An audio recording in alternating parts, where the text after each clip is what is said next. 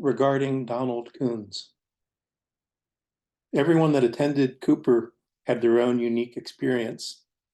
One aspect of my experience was that I got to attend all three schools.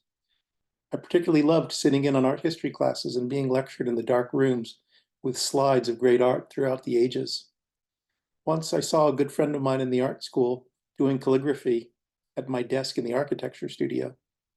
I was immediately intrigued, so I signed up for calligraphy the next semester. I was, I believe, the first architecture student to take Don Kunz's calligraphy course, though I'm proud to say quite a few of my architecture classmates came on for a semester here and there afterwards. I attended every semester after that first one that I was there. It became one of my mainstay classes.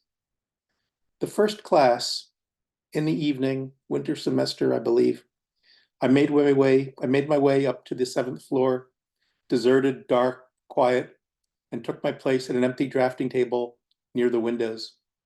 The professor, a shorter, somewhat portly man with a large and kind face with a soft and soothing speaking voice, began telling us what we were doing there and how we would do it. It was evening, it was quiet. We never got enough sleep in the architecture school, and he was talking about paper, ink, New York Central Art Supply, nibs, quills, hands, and I fell into a bit of a daze, listening but zoning out. Suddenly he exclaimed, "Oh, look," and he pointed to the windows, dark beyond the white walls and gray trim that were everywhere in the foundation building, Haydock's legacy. "Look," he said again, "the moon. Isn't that wonderful?" And indeed, beyond the walls, beyond the glass, looming in the darkness, was the big, big, yellow full moon. And it was indeed wonderful. Suddenly, I was fully awake. I was fully aware of what it took me several years to better understand. But at that moment, I knew I had joined something special. I took that class every single semester for the rest of my time at Cooper Union, and it was the best decision I made there. I never was the most talented, the most committed, or the best calligrapher there, but my growth as an artist, an architect, and a person had a lot to do with Don Kunz. He could have been teaching poetry, painting, cooking, or just about anything else, and it would have been wonderful. But he taught calligraphy, which he loved, and I think every one of his students also came to love. Attending his parties in his loft, to which I always brought a pineapple for some reason, where I finally got to see his paintings, was another revelation to me. "Your teacher is an abstract painter," I remember him telling us.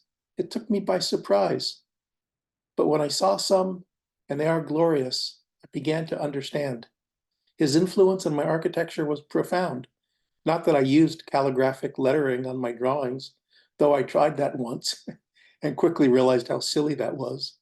But he encouraged me to bring him some of my more abstract projects and discuss my drawings, to which he would give a knowing appraisal, nod to look me in the eyes, enlarged by his lenses, to make sure that I got the message. Once I had seen the moon, there was no going back. My artist friend and I remain friends even today. We still invoke the memory of Kunz. We imitate his voice and mannerisms to each other, meaning no disrespect, but the opposite, a reverence for his memory and what he gave us. Until being a part of this today, there was no one else who would understand that. And so I feel privileged to have been invited here to share a few of my little memories with kindred folk. Thank you. How did calligraphy impact or influence your architecture? In calligraphy, the parameters are relatively simple: paper, ink, a nib, a hand, and a program, a poem, a quote, a menu, or whatever subject you decide. The hand has to be appropriate to the material. Likewise, the paper, the ink, the nib. The calligrapher has to have the skills to bring these together in harmony. And when these are well achieved, we have something of beauty. In architecture, there are more parameters, more complex programs, and greater complexities, but the principles are exactly the same. Bring these disparate elements into harmony, and we achieve something of beauty. And creating beauty is one of life's great privileges. Thank you.